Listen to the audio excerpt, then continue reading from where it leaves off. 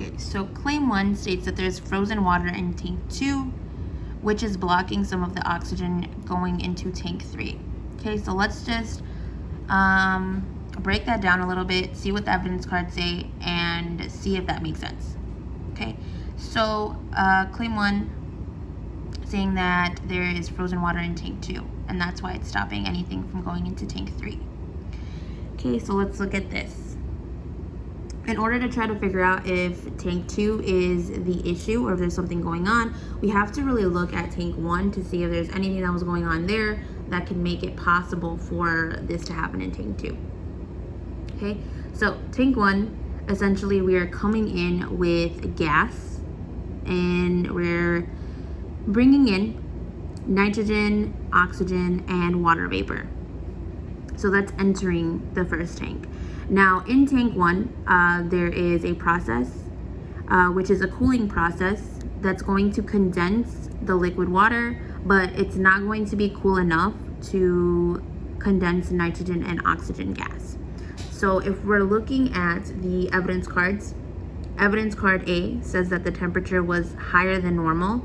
So if the temperature wasn't cool enough, it is possible for some of this water to have not condensed, meaning that there's still some remnants or some particles, molecules of water vapor still floating around in that tank.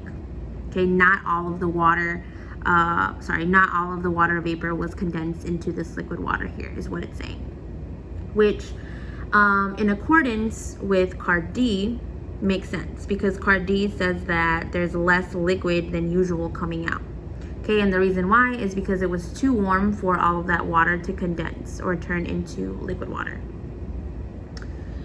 All right, now if that were possible, if not a lot of water was being condensed and there's still some water that was floating from tank 1 to tank 2, claim 1 is saying that the water froze. Now, if water vapor came from tank 1 to tank 2 and we continue to cool it, it may not have gone straight into a solid, right?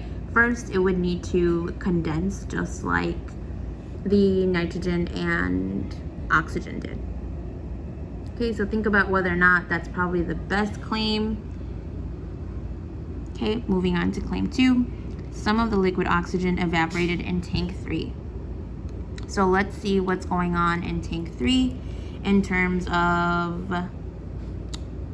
the evidence cards. It says tank 3 was above normal temperature and that card E said that there was more gas than normal that was being created. So if tank 3 was hotter than normal, we were coming in with liquid. So liquid was being brought into tank 3, and then this was supposed to essentially sort out the liquid oxygen and the nitrogen gas. Now, if tank 3 is slightly hotter than it's supposed to be, then some of that liquid oxygen may have evaporated into oxygen gas rather than remain condensed to liquid oxygen or remain liquid oxygen, which makes sense when it's being paired with card E that says that more gas was produced than normal, because all of that liquid oxygen did not remain condensed. Some of it evaporated because it was too warm. Okay, so that's claim 2. Think about whether or not that's a possible claim based on what we saw in the evidence. Claim 3 says that some of the oxygen didn't condense in tank 2. Okay, some of the oxygen did not condense in tank 2. So if we're looking at tank 2, evidence card B says that there was normal temperature. So there was nothing going on out of normalcy in tank 2. Okay, same temperature that it usually is, and it's saying that the tank is cooled even more compared to tank 1. So if tank 2 was cooled to a normal temperature, is it possible for the oxygen to not condense into tank 2? So do we think that the gas that came in Sorry,